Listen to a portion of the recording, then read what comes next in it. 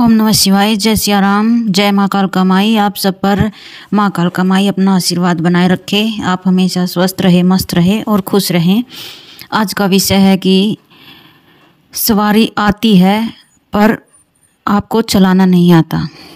सवारी आने के कई मतलब होते हैं, जैसे ये देखना पड़ता है शक्ति सकारात्मक है या नकारात्मक। अगर शक्ति सकारात्मक है तो आपको उसका एक निश्चित समय तय करना पड़ेगा, एक निश्चित दिन तय करना पड़ेगा। जैसे जिस भी देवी देवता की ऊर्जा हो उससे रिलेटेड हमने वह दिन चुनना होगा। अगर आप जैसे आपके ऊपर माँ शीतला की सवारी आ रही है या कालका माँ की सवारी आ रही है या कोई महादेव का दूत आ रहा है या फिर कोई दुर्गा माँ की शक्ति आ रही है, तो इससे रिलेटेड आपको दिन तय करना पड़ेगा। जैसे माँ कालका की सवारी है तो उसको शनिवार को भोग अर्पण करना पड़ेगा। अगर आपको माँ शीतला की सवारी आ रही है तो आपको सोमवार या वीरवार का दिन भोग के लिए तय करना पड़ेगा। अब वो आप अपने हिसाब से तय कीजिए कि किस देवी देवता की आप पर सवारी आ रही है। हमें उसको भोग प्रसाद देना अनिवार्य होता है। उसके बाद हम सीधे भोग प्रसाद देकर ही ये सब काम नहीं करा सकते। हमें चाहिए कि जिस देवी देवता का हम भोग प्रसाद दे रहे हैं वो सिर्फ भोग प्रसाद देकर ही नहीं, हमारे अंदर भाव भी होने चाहिए, भक्ति भी होनी चाहिए। सच्चे मन से, सच्ची आत्मा और श्रद्धा से, हमें भक्तिपूर्ण भाव से हमें उसको भोग अपने हाथों से बनाकर अर्पण करना चाहिए।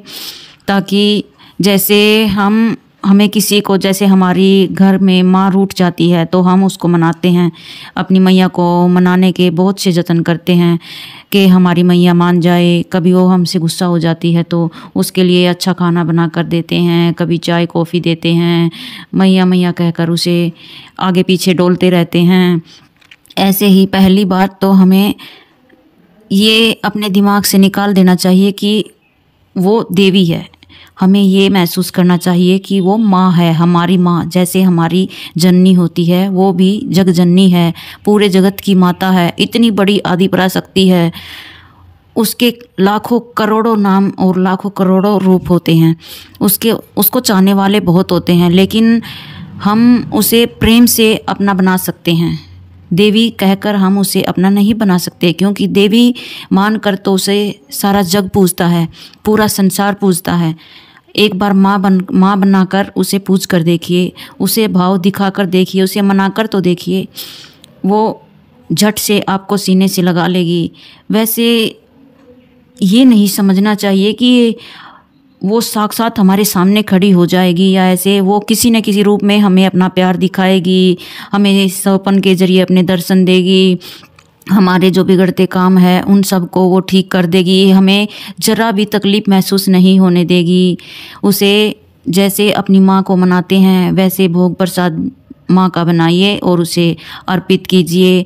अच्छे सुगंधित फूल अर्पित कीजिए और उसके मंत्रों का जाप कीजिए, मैया मैया कहकर उसे पुकारिए। हर बार आपकी लाइफ में जो भी फैसले होते हैं या आप कोई भी फैसला लेते हैं तो माँ ये ऐसे है, ऐसे इसको ऐसे करना चाहती हूँ, माँ मुझे आपकी ज़रूरत है, आप मुझे रास्ता दिखाइए।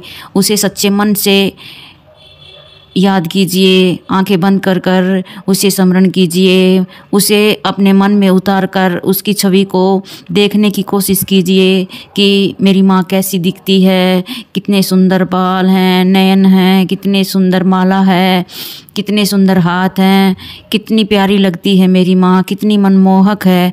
उसे अपने मन में इमेजिन कीजिए, अपने मन में महसूस कीजिए कि वो कैसी दिखाई दे रही है, वो कितनी प्यारी है, कितनी ममतामयी है। उसे महसूस कीजिए, उसे अपने हाथों से खाना खिलाइए। वो कहते हैं ना, किसी भी चीज़ में जाने के लिए ये पागलपन ही तो अपना बनाता है। पागलों की तरह उसे प्यार कीजिए। जैसे एक माँ अपने बच्चे को पागलों की तरह प्यार करती है ना, वैसे ही जैसे वो अपने बच्चे को अगर कोई डांट दे तो वो बर्दाश्त नहीं कर पाती, उसे लड़ने को तैयार हो जाती है, ऐसे ऐसे ही तो भाव माँ को चाहिए। पूजा तो दुनिया करती है, वो जग जननी है, उसे अपना बनाने के लिए पूरा जग जीतना पड़ता है। और जग क्या है? मेरी माँ है। अगर आपको सवारी को चलाना है तो भाव का भोग लगाइए, ध्यान का भोग लगाइए, अपने अंतर आत्मा से उसे पुकारिए तो वो सामने आएगी और मानेगी भी और आपके सारे कार्य भी करेगी। माता रानी आप पर अपना आशीर्वाद और कृपा बनाए रखे। हमेशा आपके जीवन में खुशियाँ के फूल बिखरते रहें और आपकी ज़िंदगी महकती रहे। आप सह परिवार हमेशा खुश रहें। माता रानी के आशीर्वाद से आप पर कभी कोई कष्ट और परेशानियां ना आए, ना कोई बीमारियां आए। उनको कुछ नहीं चाहिए, उनको सिर्फ प्रेम, भाव, भक्ति ये चाहिए और कुछ नहीं। ऐसा नहीं है कि काम छोड़ छाड़ के, सब कुछ छोड़ के हमें बस माँ की भक्ति करनी है। नहीं, आत्मा से करो, मन से करो। अपने सारे कार्य करते हुए भी आप उसे बात, जैसे आप घर में और सदस्य होते हैं उनसे घूमते फिरते काम करते हुए बातें करते, ऐसे करो, ऐसे ही बातें करो। वो मानेगी, वो हर वक्त आपके साथ ही रहेगी। ऐसा लगेगा कि बच्चा अपनी माँ के आगे पीछे डोल रहा है, ऐसा महसूस होगा। आप करके देखो, आपको महसूस होगा कि कोई आपके साथ ही घूम रहा है, आपके साथ चल रहा है। ऐसा ही होता है। ऐसी ही भक्ति हमें हासिल करनी है, तभी हम कुछ कर पाएंगे, तभी हम आगे बढ़ पाएंगे। हाँ दोस्तों, अगर आपको यह जानकारी अच्छी लगी हो तो वीडियो को लाइक और सब्सक्राइब करें और कमेंट में जय माता दी अवश्य लिखें। अगर वीडियो में कोई गलती हुई हो तो क्षमा करें। आप सब स्वस्थ रहें, मस्त रहें, खुश रहें। अगली वीडियो का इंतज़ार करें। जय सिया राम।